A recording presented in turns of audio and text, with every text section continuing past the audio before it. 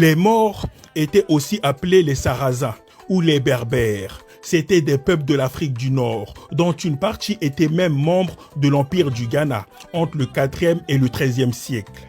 Il existe un pays africain qui a conservé les traces de cette civilisation-là.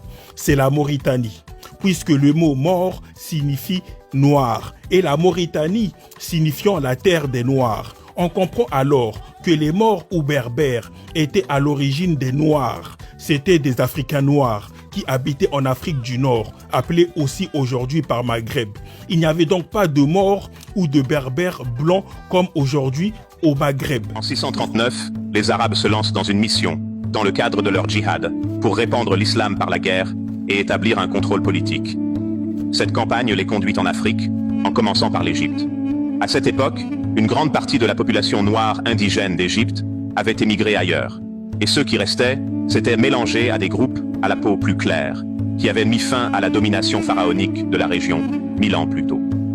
La conquête de l'Égypte par les Arabes leur permet d'absorber ces riches connaissances.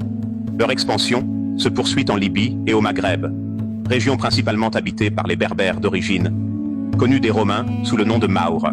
Le terme Maurs vient du grec et du romain Mauros ou Maores, qui signifie noir.